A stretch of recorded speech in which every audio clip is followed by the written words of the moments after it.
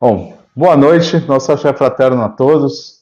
Estamos aqui no canal Tradição Macumba Brasil, trazendo essa figura ilustre aí, Oluo Faxinã, né, para a gente falar hoje sobre Odu, Orixá, culto a Ifá, diferenças, tudo aí para a gente entrar nesse aspecto mágico aí, né, do culto ao Orixá tradicional aí, o culto a Ifá.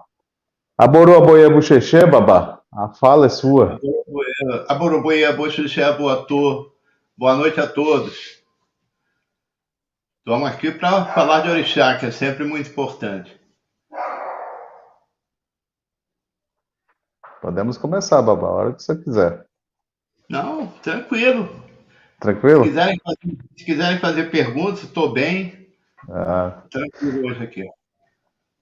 assim, a gente vê, né, que no culto tradicional ele Sim, tem muitas diferenças, né, do nosso do que a gente está acostumado aqui no Brasil. Por exemplo, né, aqui as pessoas costumam falar, não, a pessoa é filho de Ogum é briguento, a filha de Oiá é barraqueira, a filha de Oxum é chorona, né? O que o senhor tem a falar, né, pela visão tradicional sobre essas questões, sobre esses aspectos? é muito interessante a sua pergunta, porque essas situações são recorrentes, né? E o que a gente observa é assim: quando você inicia na religião dos orixás, é algo muito importante para você mudar a sua vida. Alguns aspectos mais importantes, realmente modificar. E os orixás, o mito, ele é sempre um arquétipo, uma forma, né, da gente olhar. E o que os orixás, num primeiro momento, nos apresentam são os seus defeitos, né? Os defeitos nesse mito, ele é o orixá dizendo para a gente, não faça desse jeito, né? E o engraçado, quando iniciamos, nós iniciamos para abandonar os arquétipos tradicionais, né? Nós iniciamos para ter uma vida nova. E a maioria das pessoas ainda tem um apego no arquétipo. Elas precisam abandonar essa situação de briguento, de chorona e de tantas outras situações ali que vão aparecendo no mito, e as pessoas simplesmente não abandonam. O Orixá está dizendo, não é assim, larga isso de mão, eu estou te contando uma história. E as pessoas querem vivenciar esses arquétipos, quando na verdade, no processo de iniciação, é abandonar, sair do lugar comum, né, onde muitas pessoas estão envolvidas nesse aspecto emocional e simplesmente não abandonam, não enxergam. Eu tento explicar isso muitas vezes, mas olha, tá martelando ali, tá enxugando gelo, porque é muito difícil. As pessoas não compreendem a iniciação na religião dos orixás como o abandono, abandonar os seus defeitos. Eles querem vivenciar o defeito do mito. E aí fica difícil, é uma guerra sem fim, né? Um apontando o dedo para o outro. Eu não estou aqui generalizando, mas convivi muito tempo dentro da religião, dentro de candomblé, e as pessoas, não, é de Ogum, porque não sei o quê, eles estão lá, eles são assim mesmo, deixa ele quieto. E não fazia nenhum sentido na minha cabeça aquele processo. É claro que para abandonar defeitos, a gente começa pelas ramificações, sabe? Você não acaba com a ira do dia para a noite, sabe? Isso não acontece. Você são pequenas observações, vai podando uma ponta aqui, a outra ali dessa raiz da ira, por exemplo, e aí você uma hora consegue chegar lá, nem que isso leve 10 encarnações para frente, mas o grande trabalho é abandonar os defeitos. E o orixá justamente é isso, é mostrar os defeitos para gente, os nossos defeitos. E o que precisamos abandonar. E as pessoas separam uma coisa da outra. Elas não conseguem ver o orixá a partir de si. né? As pessoas têm que chegar ao orixá a partir dela. E aí ela consegue, bom, eu não quero fazer isso aqui, eu não vou mais fazer isso, e a partir dali seguir um caminho melhor. Mas é comum as pessoas estarem vivenciando o mito, né, na sua vida cotidiana e não tem a observância de abandonar esses defeitos. Isso é muito interessante, né? A Uhum. gente tá botando em pauta porque todo mundo esquece dessa parte, né? Todo mundo esquece, por exemplo, que algum ele traz a tecnologia ao homem, por Sim, exemplo, né? Só lembra daquele negócio guerra, guerra, guerra, guerra, guerra, né? É, e entre outras coisas, e eu acho que é muito. Eles tornam, essa visão torna o orixá muito pobre, né? Torna o sim. orixá uma coisa assim muito pequena. O orixá está dizendo ali, você é assim, mas a pessoa não assume, diz que é o orixá. É engraçado, mas é a realidade. Mas não é algo que só acontece com as pessoas na religião dos orixás. Todas as religiões elas têm um mito simbólico que elas observam, né? E também há dificuldade em outras religiões das pessoas é, não entenderem o mito nas suas vidas, né? Mas é comum, é do ser humano mesmo a gente lançar as dificuldades da nossa vida e pôr a culpa no outro. No caso, são os orixás, né? Que acabam, Verdade. estão dando ali uma lição de vida e as pessoas estão transformando aquilo na vida real, o que é Uhum. muito complicado mais para frente, porque só Bom, exalta os defeitos, né? Aquilo vai, aí tu vê aí os filhos de alguns, cara, tudo para ser gente boa e às vezes tu pega um ou outro com essa coisa da agressividade, né? E ele não consegue enxergar o Ogum no caos. Como é que o Ogum, como foi o princípio daquela caminhada nesse mundo? E aí eles que Ogum já caminhou tudo que podia para dali para frente você avançar nessa nova condição, não querem recuperar o caos. Sabe que já foi vencido, mas aí ficam nessa é emblemático isso, sabe? É uma confusão doida na cabeça em querer vivenciar o mito. assim, é, aproveitando, né, que passamos agora pelo Dia Internacional da Mulher, né, eu Sim. gostaria que o senhor falasse um pouco sobre o papel da mulher, né, tanto no culto a Ifá como no restante do culto a Orixá, do culto a Iami, né, a importância da mulher no culto. Inclusive, no Dia Internacional da Mulher, eu coloquei um vídeo lá no YouTube do Quitanda dos Orixás, é, exaltando assim todas essas senhoras dentro da religião dos orixás, dentro de Ifá, que contribuíram muito para o crescimento da religião, manter aquele espaço sagrado com muita dignidade. E a luta dessas senhoras é muito grande, porque o que eu vou falar agora é um entendimento meu. Eu espero que as pessoas não se magoem, mas recebo críticas com tranquilidade. É sempre motivo para a gente rever alguma forma de pensamento e ali conciliar as coisas para que fiquem melhor entendidas. Mas o que eu vejo é ainda muita pressão em cima das mulheres dentro do candomblé e muita pressão dentro de Ifá, principalmente dentro de Ifá, que eu convivo desde 1993. E aí é sempre aquela coisa de serviçal, sabe? Serviçal. E eu acho isso muito complicado, porque essa religião ela é extremamente feminina, sabe? É o lugar onde as mulheres precisam ser exaltadas e valorizadas o tempo todo. sabe? Eu acho muito difícil, falando assim em Urumilaifá, o processo do feminino é porque Ifá é muito patriarcal, sabe? E eu não sei se esse comando, essa coisa toda, deveria continuar prevalecendo, porque as mulheres iniciadas elas precisam ter caminhos. E quando eu falo de caminhos, eu estou falando assim de ter independência, sabe? Total mesmo.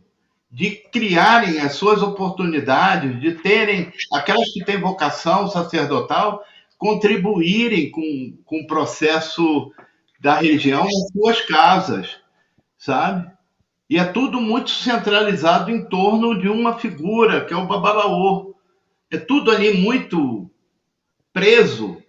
E na maioria das vezes eu não vejo ninguém encaminhando as mulheres para um papel importante dentro de Urumilá e Fá. E esse papel importante que eu estou dizendo, não que elas não tenham, eles têm um valor muito grande, mas o papel de dependência, de tocar o seu próprio Fá, sabe? De ter uma natureza livre, no sentido das suas práticas, sabe? O que eu acho assim preocupante é uma mulher se conduzir à religião e tudo, ela não tem acesso a absolutamente nada. Podem discordar de mim, mas não tem. São poucas as casas de Fá que dão acesso às mulheres terem liberdade de tocarem, ou seja, de construir o seu próprio Ifá, sabe? Fica uma coisa assim, tu tem uma cambuca na mão e você tem que fazer aquilo porque é daquele jeito, é daquela forma, e ela segue aquele padrão, sabe? Vai batendo a cabeça ali. E aí ela não consegue entender, eu não estou falando de todas, elas não conseguem entender, pelas limitações que o masculino coloca em cima, que aquilo é para ela realizar sozinha, sabe? Ela não tem que ter um comando, ela tem que ter um sacerdote que acompanhe. E esse sacerdote precisa promover na vida dessas mulheres condição delas crescerem, crer nas suas próprias cabeças, entender que Ori é muito importante, sabe? E dali ela segue em frente. Ela não tem que estar presa, sabe? É um babalaô, ela não tem que estar presa a nada, recebendo a apostilinha daqui, a apostilinha dali, sabe? Ah, porque o meu Odu é assim. E na maioria das vezes, elas não sabem o que é aquilo, sabe? Não sabem. Então, a gente está melhorando aí devagarzinho, mas eu acho assim muita dificuldade dentro para as mulheres dentro das religiões de matriz africana no Brasil se posicionarem, sabe? No sentido de receberem tudo que elas têm direito, sabe? Ficam muito limitadas, mas muito mesmo, principalmente dentro de Fá, sabe? Elas sempre são ali uma espécie de neófita constante que não para as iniciações e ela não descobre o seu próprio Ifá, ela não carrega o seu Ileori para a sua vida e tudo é muito dependente da outra pessoa, é a outra que tem o esclarecimento, mas na verdade é ali uma obscuridade doida. Não, eu fiz porque aí eu iniciei, que o meu Odu é tal, porque esse caminho. Aí o Babalaú falou: esse caminho é perigoso, esse caminho é não sei o quê. E por que não trocou o caminho lá quando tinha os ídolos à sua disposição? Esse caminho vai ser muito difícil para essa iniciada, porque até hoje ela viveu assim e dessa forma. Por que ele não libera e ele não movimenta esses ídolos para dizer: olha, a partir de hoje seja muito feliz na sua vida, porque você vai conhecer a ti mesmo, por intermédio de Odu, como você deve conduzir essa vida, sabe? Você não vai mais vivenciar a desgraça, a pobreza, a miséria no seu caminho, as desilusões afetivas. Não, elas continuam no mesmo padrão, aí quando tem um problema, faz alguma coisa. Tem um problema, faz alguma coisa. E eu discordo plenamente disso. Então, eu acho que as mulheres têm um valor muito importante na religião e elas deveriam serem, no processo de iniciação, começarem a ser preparadas para tocar suas próprias vidas. E o que eu vejo e observo é que a maioria delas é um caminho devocional, sabe? Principalmente a figura do sacerdote, do babalaô, sabe? Que se posiciona lá e vai trocando ideia, vai falando e vai conduzindo as massas. Bom, eu fui criado por um homem e uma mulher que sempre, meu pai e minha mãe, meus avós também, que meu pai era militar e ele ajudava na época. Na minha casa, eu era criança, achava que todo dia era festa. Mas, na verdade, meu pai, sendo militar, ele escondia em casa para dar caminho 4, 5 dias depois os perseguidos na política, na ditadura, sabe? Então, esse tipo de coisa, observando meu pai e minha mãe, a luta, como é que eles faziam para ajudar os outros, dar independência ao outro, sabe? Ninguém ficar dependente de uma maneira, de uma forma radical, tipo uma perseguição, é que eu aprendi. E quando eu entrei para Uruminaifá e fui iniciado por Ifatotiadê, um babalaô que hoje está com 88 anos, me dando liberdade de pensar, me entregando os textos de Ifá e mostrando ali a melhor saída, como eu deveria seguir. Seguir o processo a partir de mim, entendendo o orixá a partir da minha condição e caminhar para frente com tranquilidade. Então, eu acho que as mulheres dentro da religião dos orixás ainda continuam muito aprisionadas, sabe? Tem muita gente que se libertou desse processo, mas estão aí, tocando a vida, mas com certeza em algum momento se precisa mudar. Eu não sei se É, eu estou no ar, se estou fora do ar, porque aqui está tudo parado. não, mas é verdade, Babá, porque é o seguinte, todo mundo vive falando assim, não, terreiro é lugar de resistência, né? Terreiro é Sim, lugar de resistência, mas não tratam o terreiro como lugar de resistência. Se é lugar de resistência, é lugar onde dá voz à mulher, é lugar onde não se cultua racismo, né? É lugar sim, onde você defende as minorias na medida do possível, na verdade, isso acaba virando falácia, né? Que as pessoas falam, sim, falam, falam, mas na hora verdade. de agir, né? Na hora de agir, aí é isso. É, uma coisa que eu tenho conversado com bastante sacerdotes sobre isso é essa questão de muitos sacerdotes quererem se impor como donos ou como patrões, né? Ou como senhor da casa grande em cima dos seus filhos, dos seus acolhidos ali, né? Tratando Sim. eles de uma forma até escravocrata, vamos dizer assim. Né? Isso é muito É, complicado.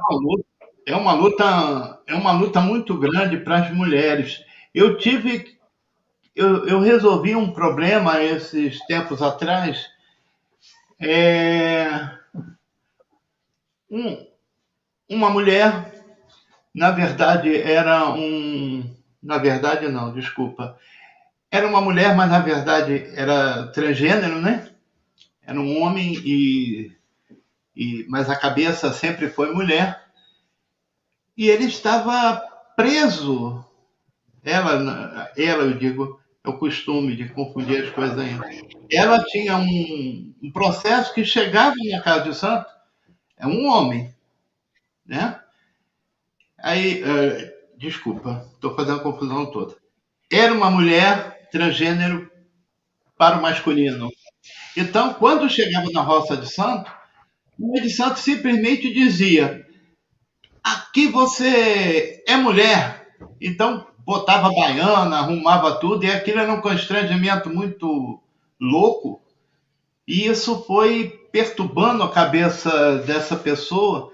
E ela veio pedir meu conselho, o que, que ela faria, porque estava muito confuso aquilo. Eu pega e sai, vai embora. toca a sua vida, larga isso porque só vai te atrapalhar. E ela seguiu, sabe? Quer dizer, ele seguiu, abandonou a Roça de Santo, abandonou no sentido que aquilo estava estragando a vida de uma pessoa. Saiu de lá e seguiu em frente o caminho e está muito feliz hoje. Então, é essa coisa que a gente acha que, porque muito preconceito contra a religião dos orixás, não sei o quê, parará, mas, na verdade, há muita prática, sabe, preconceituosa dentro das casas de santo. E não são observadas, sabe? Não são observadas. E isso faz muita diferença na vida das pessoas, porque é a cultura do medo, provocar o medo no outro e aí ter domínio sobre a vida daquela pessoa. Então aquela pessoa não tem mais vida social, ela não vai ao teatro, não vai ao cinema, não sai mais com os amigos de infância que tinham. A vida o tempo todo é falando de macumba ou de macumbaria e sem perspectiva nenhuma de futuro. E quando uma se rebela, não, eu vou seguir a minha vida, visitar meus amigos, meus parentes, e aí há um reboliço doido, porque ela não tem fé no orixá, ou não respeita. Porque, assim, a pessoa quando faz santo, faz orixá, ela faz para a vida dela.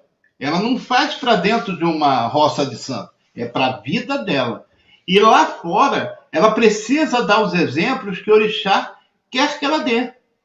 Sabe? E esses exemplos é que vão seguir em frente. É que as pessoas falam, pensava o pessoal de candomblé, era tudo meio doido, não sei o quê, mas olha, não é não. Eu conheço algumas pessoas que alavancam a comunidade onde vivem, que tocam a coisa para cima.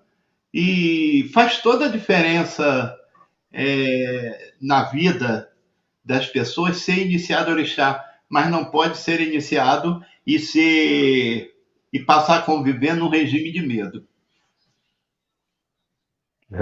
Isso é bem interessante. Essa política do medo, ela é muito presente em muitos lugares, né? A gente vê, faz orixá, senão você vai morrer. Começa por aí, né? Faz orixá, senão você vai morrer. Né? E entre outras coisas. Bom, vamos lá. Já que a gente está quebrando paradigmas, né? Vamos falar agora sobre o seguinte. Existe uma cultura no Brasil de presentear Odu, assentar Odu, principalmente Obará, né? Obará, 6 de junho, todo mundo quer comemorar Obará. Fala um pouco sobre isso pra gente. Antes de eu falar, eu já fiz muito isso, né?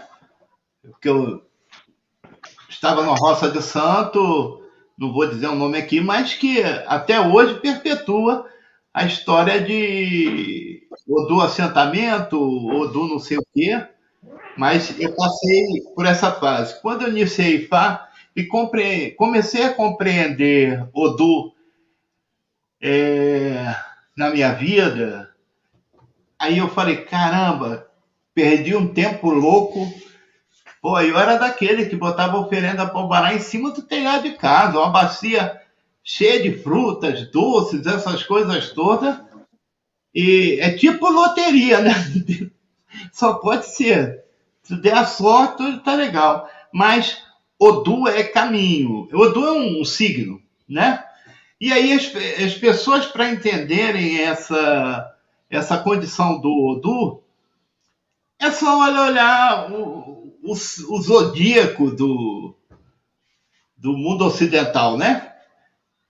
Tu não vê ninguém falando assim, eu vou fazer uma oferenda pro signo de Libra essa semana, ou eu vou assentar lá em casa o signo de Capricórnio, porque vai ser legal, vai me dar caminho e para lá. Você não vê mesmo, assim é com orixá. Né? Assim é com Odu. Então, desculpa, assim é com Odu. Né? Odu não se assenta. Odu é um mapa da tua vida, sabe? A estrada que você tem que seguir e as placas lá na frente te avisando se é bom, se é ruim, se vai devagar, vai correndo. Mas é isso. Odu não é para ser assentado, E Odu também não é para se fazer ebó, sabe? Ah, eu vou fazer o ebó do Odu tal. Porra, difícil. Odu é decisão na vida, sabe? Meu caminho segue dessa maneira, então eu vou por aqui me observando, errando mais do que acerto, mas cada vez que eu erro, eu dou a corrigida aqui e sigo a vida tentando buscar essa paz de espírito, ou um bem-estar, alguma coisa assim. Mas realmente, assentar Odu é uma falácia gigantesca. Tá? Mas ainda tem muita gente por aí que vende essa ideia macabra de assentar Odu, sabe? Ou ficar fazendo oferendas para lá e para cá, que custam uma fortuna. Eu tive uma experiência uma vez, eu fui assentar o orixá num determinado lugar, e chegando lá, a pessoa simplesmente falou para mim assim: pô, meu pai, o senhor não conseguiu vir ontem, só deu para vir hoje, essas coisas todas. Se o senhor tivesse vindo ontem, o senhor ia ver que meu filho de santo recebeu o Odu Egionile, só o senhor vendo a força desse Odu no meu filho. E eu fiquei ali espantado, sem saber o que eu falava. Eu não sabia se era cabeça, que de acho que era aquilo, mas fiquei perturbado com aquela situação. Não sei quem vendeu essa ideia para ele, que as pessoas recebiam os espíritos dos Odus, mas aquilo me provocou assim uma certa confusão na cabeça, que eu não sabia mais se eu assentava, se eu ia embora, como é que eu ia resolver aquela situação ali. Então, essas histórias que a gente está falando aqui, elas são mal contadas propositalmente para as pessoas. Não, se você não assentar o Odu, a sua vida não vai andar. Claro, é complicado isso, porque se ela não fizer por ela mesma, nada vai acontecer, não. Aí falam assim para mim: ah, mas o senhor é muito cético, tem que ver que o orixá é um movimento que da natureza, é ancestralidade, eles estão vivos do outro lado para vir aqui. Cara, eles têm o que fazer, sabe? Orixá tem o que fazer, tem muita coisa séria acontecendo no mundo para eu achar, eu sou feito de Ogum, achar que Ogum tá ali do meu lado, assim, o tempo todo, faz isso, faz aquilo, e ele vai resolvendo meus caminhos, tira lá, meu inimigo. Caramba, isso é uma loucura, porque o orixá está em você, é você, orixá, entendeu o seu caminho, Odu, constrói a tua vida, que as outras coisas, elas vão se integrando ali junto, e você vai crescendo, vai dando bons exemplos na sua vida, sabe? Faz seus atos de devoção quando forem necessários, da tua obrigação, algo assim mais importante, para você abrigar seu orixá, né? Tá junto e seguir com isso. Mas é o universo das falácias. É interessante, né? Costumo falar para pessoas que o jogo de búzios ele dá duas recomendações, né? Geralmente. Uma litúrgica, que geralmente as pessoas seguem ao pé da letra, e outra Sim. comportamental, que dificilmente as pessoas querem seguir essa parte, né? Dificilmente as pessoas querem seguir, né? Falando em jogo de búzios, né? O senhor como professor na matéria aí, né? Muito se fala, não, só a pessoa de tal religião pode jogar búzio, não, só se for feito não sei onde. O que o senhor tem a ver a falar sobre isso? Ah, eu vou pedir aqui tem umas pessoas ligando, querendo saber qual o canal, e eu passei o canal Tradição errado. Macumba Brasil. Tradição Tradição. Macumba Brasil, povo. Tradição Macumba Brasil. Agora vão achar. Então, agora eu já tô velho, né? Eu esqueço as coisas com facilidade. Que você me perguntou agora, deu um branco, fui interromper por causa do. Não, eu estou falando sobre a questão, né?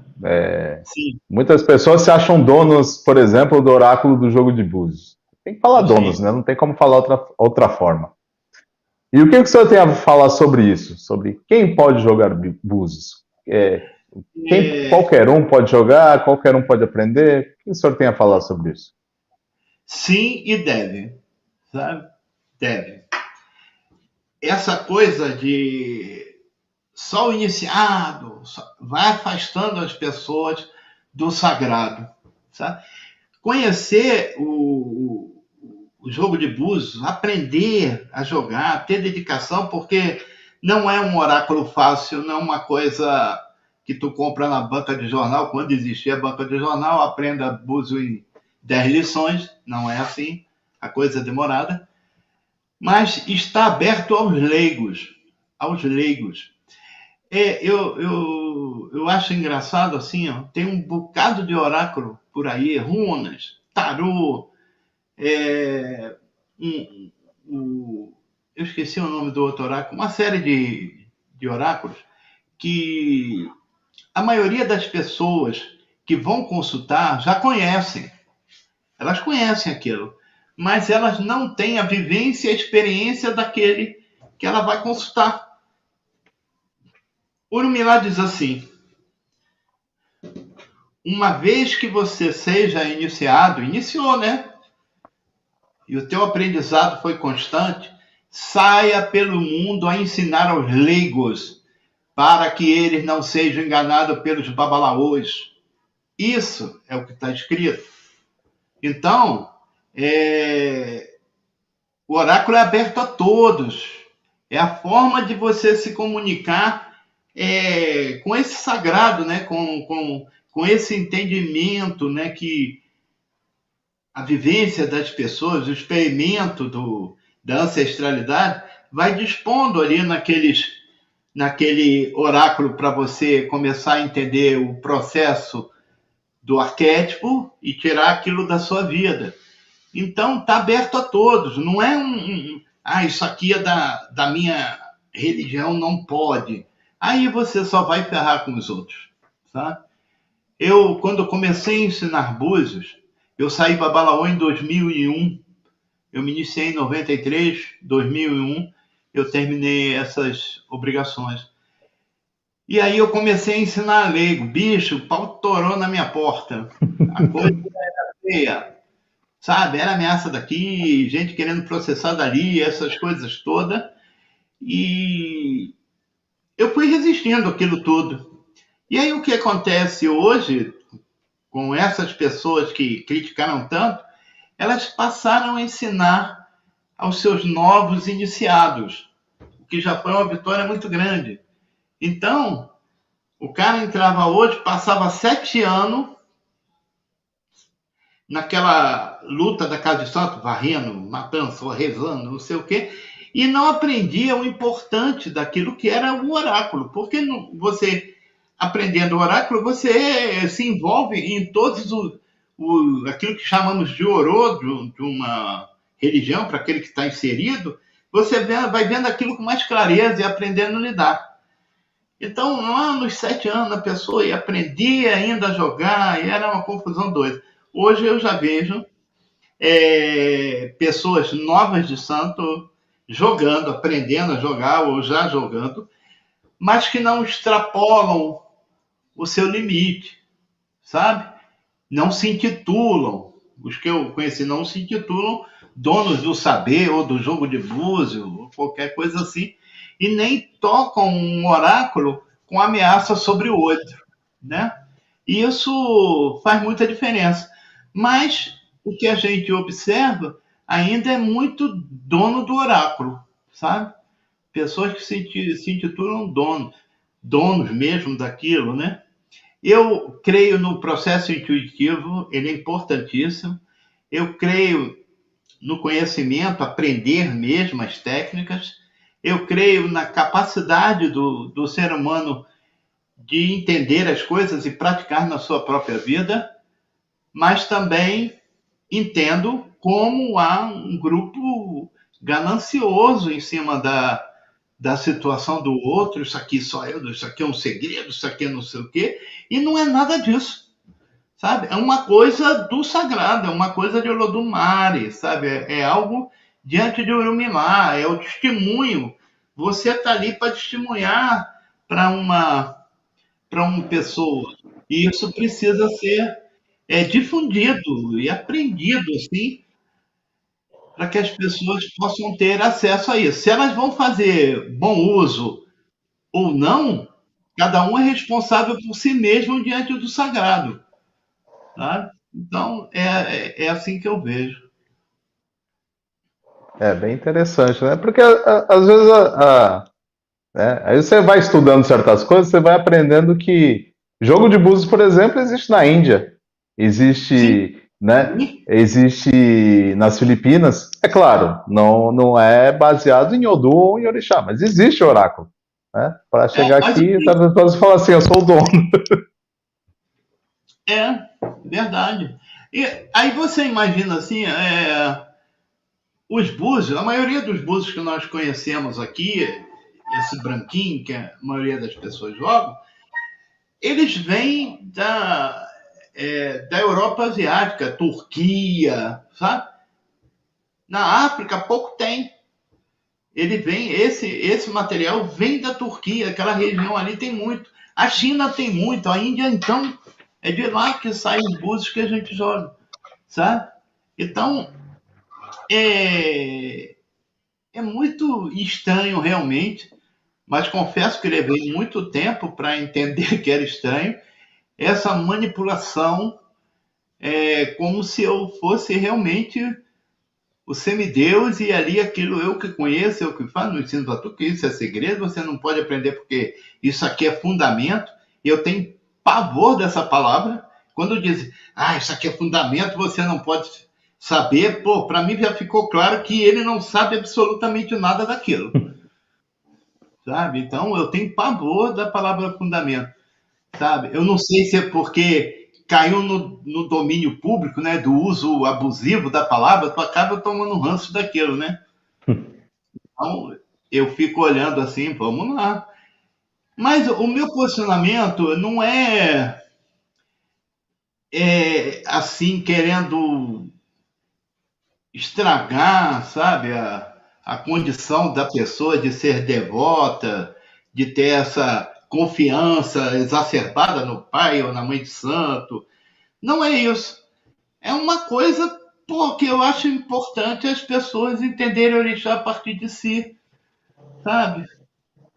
Se algum era assim, meio doido, então eu não posso ser. Ele está dizendo, ó, a doideira para mim não deu certo, eu sucumbi, eu me matei, sabe?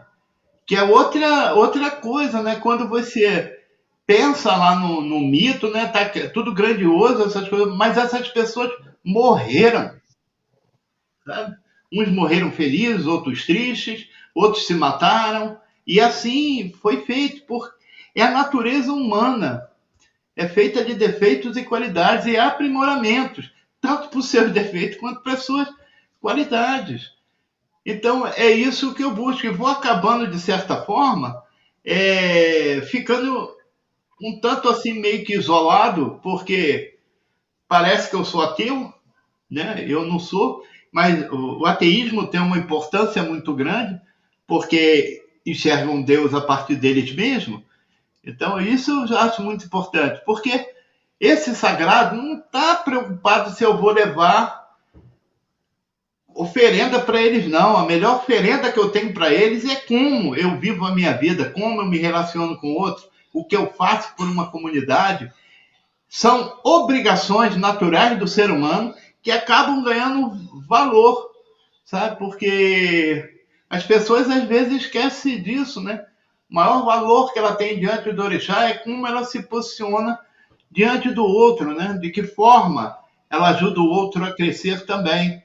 Mas o que a gente vê, a gente por aí querendo enfiar pobreza na cabeça das pessoas, sabe? Pobreza mesmo.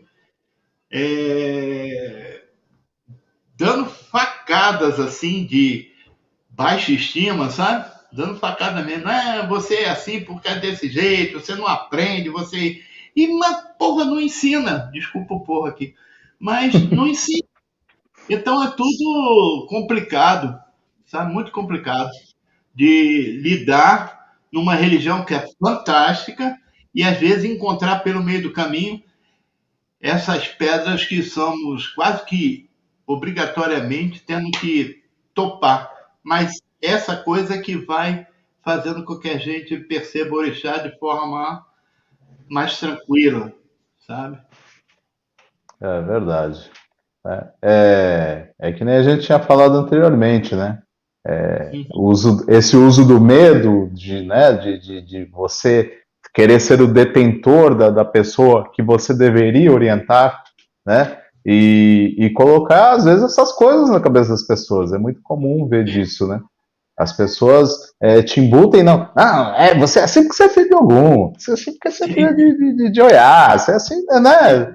Então, isso, na verdade, acaba sendo um desserviço, né? Com As certeza. pessoas se esquecem, como o senhor costuma falar muito, né?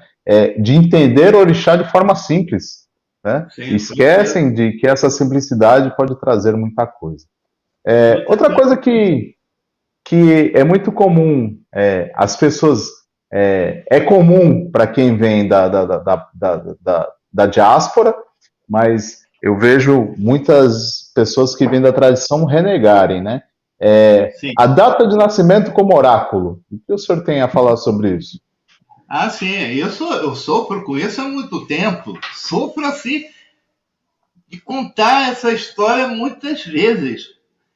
Porque o que eles olham é a figura do Babalaô na África e a criança com 3 dias de nascido, algo assim, é levada até a presença do sacerdote. Como é feito com era, não sei hoje em dia, mas no meu tempo era assim, a gente nascia, ia para a igreja e o padre que ia batizar, né? Lançar as bênçãos sobre a vida daquela criança. E assim é feito. Levam a criança, 3 dias de nascida, e o babalaú ali vai lançar o pelê e vai falar da vida daquela criança. Não tínhamos calendário, né? E aí é que está o problema. Se a Terra gira em torno do Sol, né? Se ela gira, tem noite, tem dia, tem vento, tem tempestades. Se ela tem um padrão a seguir por um período de um Pronto, ano, já apareceu na live. isso já é calendário. Outra, o Babalaô tinha o conhecimento dos calendários. Ele sabia como tudo isso se manifestava. Então, ele dizia para aquela mãe, para aquele pai, sobre aquela criança, aquilo que ele já havia observado nesses calendários. Porque o tempo e o espaço é um calendário. Então, ele sabia que as crianças nascidas em determinadas épocas aconteciam essas coisas, o que era comum, o que era genérico para aquilo, né?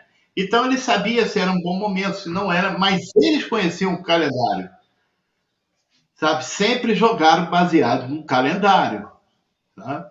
E aí dizem que não sei o quê, mas era um calendário. E aí eles tinham conhecimento. A criança estava indo diante dele depois de 3 dias. Se 3 dias isso não representar um calendário, eu não sei o que é. E aí, quando veio a época já no calendário gregoriano, com toda essa estrutura de dia, mês, hora, ano, as coisas avançaram para se equilibrar dentro dele. Se a data de nascimento não for algo importante, então por que, que a gente joga por Odô? Não tem a menor ideia, sabe? Se a gente joga por Odô é porque nós assinalamos o dia que nasceu e até o momento que estamos jogando. Então, nesse calendário, os Odus se compreendem. Né? A leitura dos Odus vai se compreendendo do dia que você nasceu até o momento que você está jogando. Ora, lá quando isso acontecia, nós estamos falando aqui de uma tribo, pequenas localidades, num momento onde a Terra não era habitada do jeito que é hoje, sabe? Então, esses ajustes que vão avançando aprimorando as técnicas, a maneira de você conseguir estabelecer uma ideia a partir daquele calendário e seguir para frente, é o que avançou e a gente precisa. A data de nascimento é importantíssima. Se não fosse, ninguém cantava parabéns para você no dia do teu aniversário, não te dava presente ou algo assim. É importante. Aí dizem, não, porque eles lá, ninguém adivinha de nada, meu amigo. Quem adivinha as coisas é o Olodumare e eu não sei nem quem é. Ele não está preocupado se eu fiz a oferenda para ele ou coisa parecida. O que ele podia fazer por mim é assim, se vira. Essa é a frase de Olodumare para todos nós. Então você precisa se virar, você precisa conhecer. E ainda te dá a oportunidade de tu quebrar a cara e nascer de novo. Vai se ajustando aí até uma hora tu consegue. Mas ele está preocupado comigo? Não. Ele tem um universo de coisas para se preocupar. Então, ele estabeleceu coisas, dia, mês, hora, noite, chuva, vento, tormenta, tsunami, tudo isso ele colocou numa mecânica na natureza para que a gente possa entender como essas coisas funcionam. E a partir dali estabelecer períodos, que é um calendário, estabelecer períodos onde eu posso plantar, onde eu não devo, não morar embaixo do vulcão. A gente vai aprendendo por essas coisas, que nada mais são que calendários. Então, para aqueles que acham que é. Como é que me chamaram uma vez? De marmoteiro chique. Eu achei como assim aquilo, marmoteiro chique, pô, maneiro. Mas também, se for discutir comigo, porque não tenho, vai ter que me explicar muita coisa para que eu troque a maneira de pensar e de trabalhar com oráculo. E até hoje eu não encontrei ninguém para isso, não. Eu encontro o que a gente vê hoje, né? Gritando, tá sem razão para se livrar daquilo, ele grita, esperneia, mas não argumenta absolutamente nada. Mas os babalaôs antigos lá conheciam o calendário sim. Por isso que eles sabiam da importância de levar no terceiro dia a criança que nasceu naquela família. Muito interessante.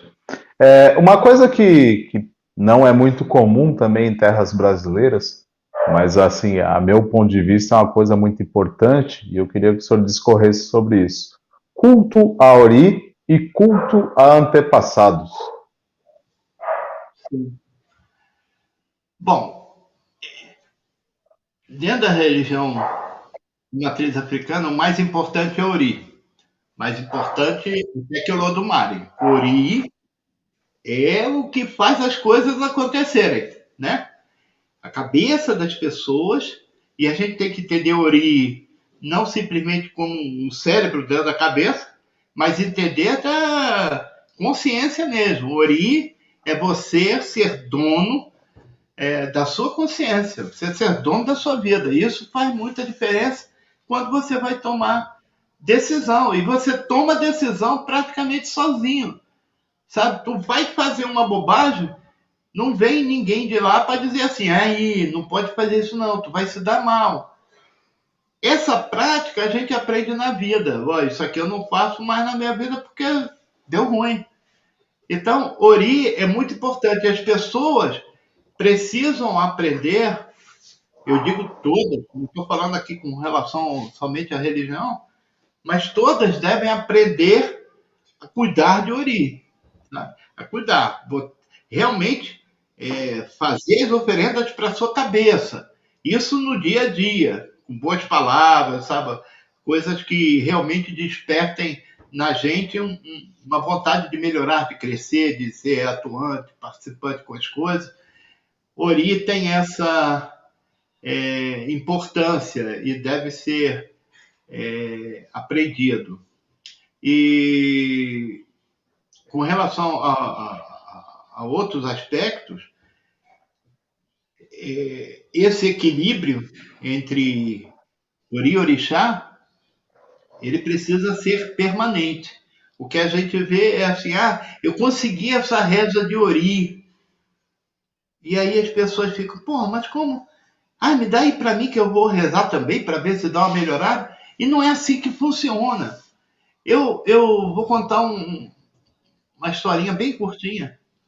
Tinha uma menina que frequentava aqui em casa e ela passou um tempo. Ela é iniciada por outro babalaô e como eu sou jubona, eles indicavam para vir estudar Ifá aqui em casa.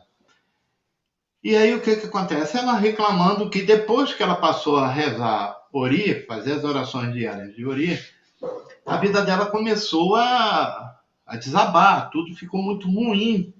Era uma dificuldade muito grande. Ela estava achando que estava entrando em depressão, ela não conseguia mais nem sair de casa. Bom, conhecendo o babalô dela, eu sabia que ele tem um trato assim, é muito cuidadoso com a vida das pessoas. E eu querendo entender onde estava o problema, o que, que aconteceu ali nesse meio de caminho para ela estar com essa dificuldade toda. E realmente era uma dificuldade muito grande, ela não estava entendendo a história. E aí passou uma semana, duas, eu tentando ir, entendeu? Aí até que eu despertei, eu falei assim, vem cá, você reza o que para Ori? E ela foi e rezou para mim, né, o que ela estava rezando. Eu danei a rir, comecei a rir daquilo, e porque entregam a reza para as pessoas e não entregam a tradução, sabe? Isso é complicado. É um mantra, aquilo tem um equilíbrio, a pessoa aprende a repetir aquilo dali, mas ela não sabe o que está dizendo. E aí, quando ela traduz, quando eu começo a rir, ela fica preocupada. E eu falo, não, aí eu expliquei a ela.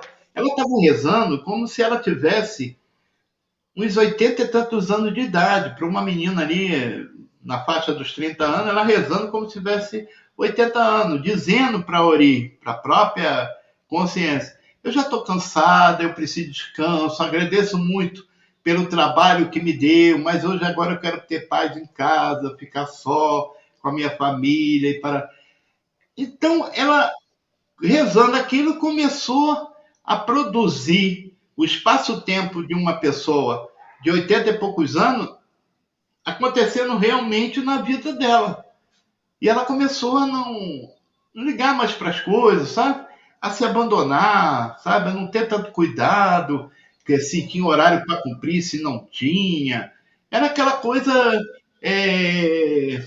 de quem cansou, batalhou muito, estressou muito na vida e chega uma hora que ele já está na velhice, dá uma baixada e fala: pô, não quero saber de nada, não, ficar em casa quieto. Agradeço a Deus a oportunidade que me deu, mas hoje eu estou querendo ficar quieto. E isso acontecia, se refletia na vida dela. Aí eu conversei com esse Fá e ele falou: pô, eu não dei essa reza, não sei. Na verdade, essa reza fazia parte do, do estudo dele. Mas é aquela coisa, a pessoa foi lá, pegou uma folha e deu para ela aqui, para você rezar ori, não sei o quê. Não foi ele que entregou, sabe? E foi outra pessoa. Aí ensinamos para ela como ela deveria se pronunciar diante de Ori, na faixa etária que ela estava, com os objetivos que ela ainda tinha pela frente, e aí ela começou a estabilizar novamente. Mas essas coisas acontecem, e não é pouco não, sabe? Tem para rezar para a nossa cabeça, a gente tem que ter cuidado com o que reza, porque realmente aquilo vem forte, sabe? Quem não Isso, sabe rezar, xinga Deus, né? Isso com é um dito que certeza. é verdadeiro. É, É verdade. muito bonito rezar em Urubá, é muito bonito rezar em Sim, Kikongo, em Kibundo, em sim. Tupi, em Engato, mas se você não souber o que está falando, realmente não vai adiantar muito. É um Isso é problema verdade. sério. Eu, quando eu tem orações em Urubá que. Obrigado. Tem orações em Urubá que podem ser produzidas em língua portuguesa, sem problema algum. Mas tem outras que são três, quatro frases que ela precisa ser mantida rítmica daquilo, é um mantra, e você precisa tocar essa condição de, de entendimento daquilo se movimentar na sua vida. Então, quando eu passo esse mantra para quem ainda está aprendendo no bar, essas coisas todas, eu passo aquele mantra, essas pessoas, elas têm a tradução daquilo, senão é complicado, sabe? É muito complicado. Hoje mesmo um amigo me mandou uma cantiga, eu acho que de Logum Edé, era de Logum, e ele falou, pô, me passaram essa cantiga, mas traduz aí para mim, porque ele também não canta sem saber o que ele está cantando, né? E essa cantiga falava das guerras nas encruzilhadas, sabe? Que todos estão ali embolados e todo mundo quer ter razão. A tradução mais ou menos era, que eu estou lembrando da cantiga, era mais ou menos por aí. Então, se o camarada, essa cantiga, ela deve ser cantada ou dita diante de uma situação específica e única ali para se resolver conflito. Não eu cantar música de festa dentro de uma casa de candomblé, sabe? Não, porque isso vai gerar conflito. Porque tu tá dizendo uma coisa e aquilo começa a tumultuar, porque você está evocando Ori para aquela situação, daqui a pouco tu vê um falatório daqui, um fala dali, um briga daqui, um briga dali, sem saber que aquele movimento foi provocado por um mantra, algo que você, por uma reza, que você precisa ter atenção para poder dizer. Né? Então, tem que traduzir, cara, tem que entender o que está falando, senão é problema. Tem um golinho de café aqui que a patroa Sim, trouxe. sim. Fica à vontade. Tranquilo. E sobre o culto aos nossos ancestrais, o que o senhor tem a dizer?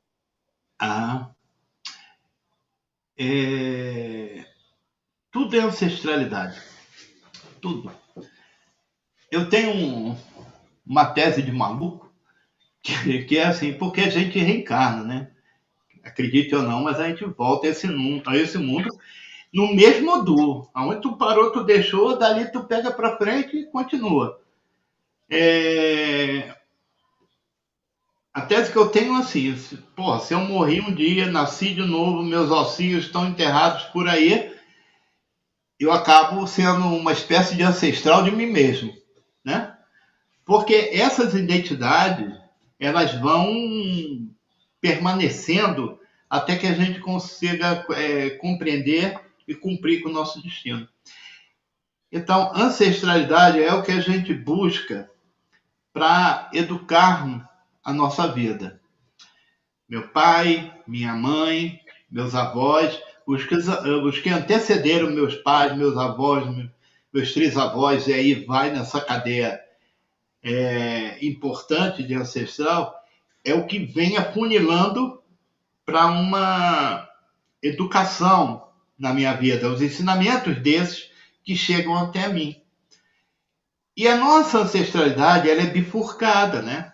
Ela vai fazendo assim, vai bifurcando, vai afunilando de novo, porque é do nosso pai e da nossa mãe.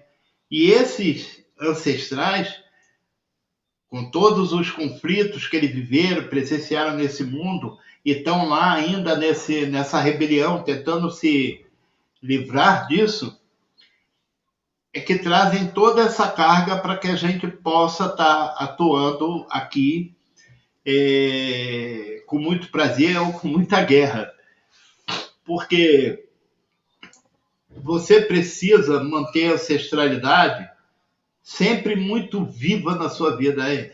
Eu não gosto de defunto, falar de morto. Cara, para ser feliz precisa morrer. E as pessoas ainda não sacaram a importância da morte. E aí o que acontece?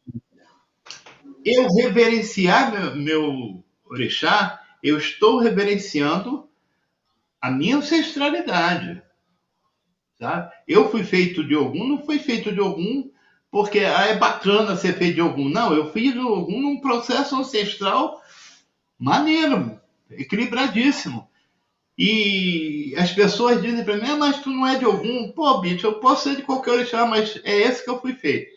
E aí, essa ancestralidade é quem nos guia. Essa ancestralidade é que me permitiu estar aqui hoje. Então, o culto ancestral é importantíssimo. Você reverenciar seu pai, sua mãe, são eles que nos ajudam.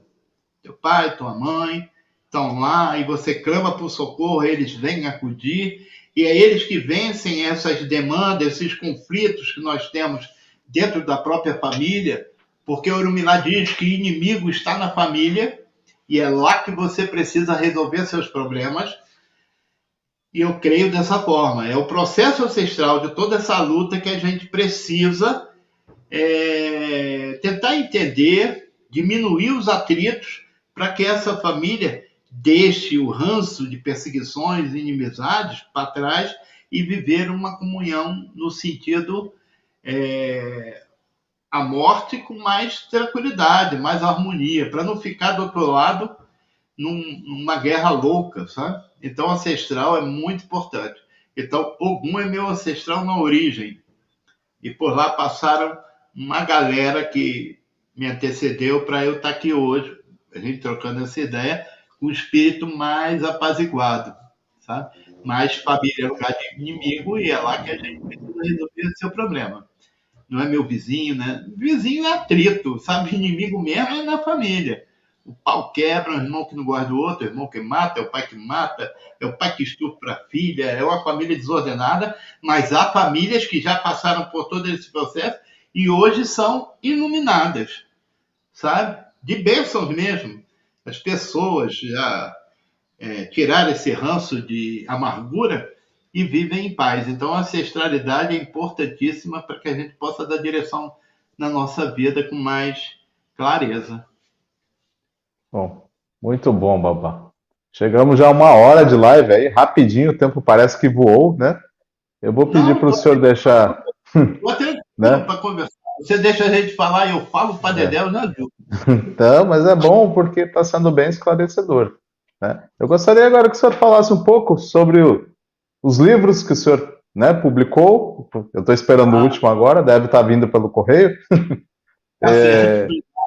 Eu Fale um pouco, fale um pouco escrevi sobre os seus livros.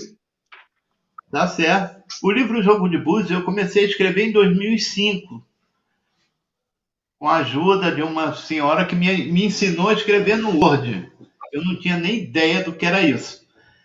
Que me ensinou a escrever, que eu dava aula de búzios para ela, e é uma senhora, e era tudo escrito à mão. E ali se passaram uns 2 anos, ela, pô, escreve no Word, bota no disquete, que fica mais fácil para a gente montar. E aí ela me ensinou a escrever no Word, no computador, usar o computador. Em 2005 comecei a escrever jogo de búzios. E quando foi, eu acho que 2009, alguma coisa, eu lancei um e-book. Esse e-book tomou uma proporção aqui importante aqui na região onde eu moro. E agora a gente releu tudo que escreveu para dar o curso, né, que eu estou fazendo. Ainda vou terminar uns cursos agora. Atualizamos, na verdade, né? E lançamos pela primeira vez impresso, através da editora Wiclap. Então, esse livro tem 200 e poucas páginas, está atualizado. Mantemos o prefácio da primeira edição, porque é de um grande amigo, Jamaica, Ogan. E esse livro já está à disposição. E estou terminando não, estou na metade do caminho de terminar o livro de Ogum, né?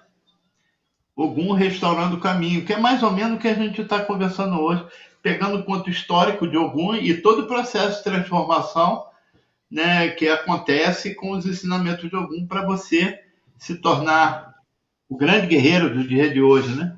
Então eu estou ali pela metade do caminho, tá fazendo revisão ortográfica, essas coisas, para em breve estar. Então é muito importante, assim, eu gosto muito de escrever, então é o que eu, inclusive é o que eu vou fazer mais para frente, é ficar na escrita com relação à religião dos orixás. Eu me formei em teologia, fiz pós em teologia há pouco tempo, para poder entender como é esse processo religioso através do conhecimento de Deus Tel. Então a gente começa a organizar a cabeça melhor e se adaptando à religião dos orixás, trazendo esse conhecimento e colocando as coisas mais práticas das pessoas poderem entender a si mesmas. É um o processo orixá é um processo gnóstico, é conhecer a si, né? É se conhecer. Então, nas escritas é o que eu procuro facilitar ao máximo para que as pessoas compreendam com muita tranquilidade, simplicidade, que aquilo tudo é grandioso, mas é simples, é entregue para você pelas graças de Olodumare. Aquilo é simples para você entender, não há nada complicado nisso. Então, estou nessa batalha, estou escrevendo algum, jazinho, estou trabalhando para publicar. É isso aí. Muito bom, Babá. Falamos sobre temas incríveis aqui, tiramos várias dúvidas, eu acho que as pessoas têm, né? É muito interessante. Então, eu queria que o senhor deixasse uma mensagem final, também deixasse, né, para quem quiser estar falando com o senhor, suas redes sociais, como encontrar o senhor, né? Por favor. Tranquilo. Ó, muita gente já sabe, nós passamos lá dos 30 mil inscritos no Quitanda dos Orixás lá no YouTube. Ali que eu comecei esse processo de trocar essas ideias. Estamos lá com esse canal. Estamos aqui no estado de Goiás, na cidade de Valparaíso, onde já estou aqui há 16 anos, com Ilei Faurungan, onde a gente começou o processo de iniciação das pessoas, começamos a tocar o nosso Ifá. E agradecer ao Odumare a oportunidade de estar fazendo amigos, como nos conhecemos, e essa coisa vem só tomando, e é isso que a gente leva desse mundo. Então, eu queria realmente agradecer muito as pessoas que se inscreveram no nosso canal, lá no Quitanda dos Orixás, agradecer os seus inscritos, as pessoas que estão no seu canal, sabe? E bola para frente, é tocar o orixá com tranquilidade e se entregar mesmo, né? Fazer com que as coisas, a partir da gente, possam realizar algo de bom na vida de outros. Isso é que é legal. Eu acredito muito nisso, né? Porque já tem muita gente confundindo a cabeça das pessoas, e então eu procuro, na medida do possível, sempre estar, né, tá tirando as dúvidas, tá esclarecendo as coisas, quebrando mitos, quebrando tabus, né? E sempre procurando tá trazendo pessoas também que tenham esse tipo de ensinamento para estar passando, né? Então, eu agradeço muito o senhor estar participando aqui com a gente, né? Eu que agradeço. Tem uma coisa assim fantástica no trabalho que vocês estão fazendo, é, que a partir do meu convite eu passei a acompanhar o canal, né? E, cara, é tanto assunto legal de coisas que eu não tinha nem ideia do que aconteciam. Por exemplo, eu não passei pelos mistérios da Umbanda, eu não fui juremado, eu fui direto o candomblé, numa nação quetu. Então, eu estou conhecendo tanta coisa importante no canal de vocês que está abrindo minha cabeça para outros entendimentos, sabe? Não de comparar, mas aquilo se encaixa perfeitamente no que eu estou fazendo, sabe? As ideias, as transformações, as maneiras, e cada um com o seu conhecimento, e eu achei fantástico a maneira com que vocês tocam esse canal. É super legal, eu já estou inscrito. Então, eu convido as pessoas a se inscreverem, porque realmente é muito bom. Tá? Muito bom. Não tem brincadeira. É só coisa séria. É isso aí. Bom, mais uma vez, muito obrigado. Agradecendo a todos que disponibilizaram seu tempo precioso para estar aqui assistindo a gente. Né? Vou pedir aí para o pessoal curtir, compartilhar, ir lá também visitar o canal Quitanda dos Orixás, visitar também o canal escola de ocultismo prático, né, da ESOP, onde a gente também traz muitas palestras lá. E é isso aí, meu pessoal. Agradeço, né? Que Zambi abençoe e proteja todos nós, né? E é isso aí. Certo, meu boa noite a todos. Muito obrigado por me convidar novamente para vir aqui. E estou sempre aí, tá? Tranquilo. Deu para participar, estou participando, não tem tempo ruim. Obrigado mesmo. Axé. Axé.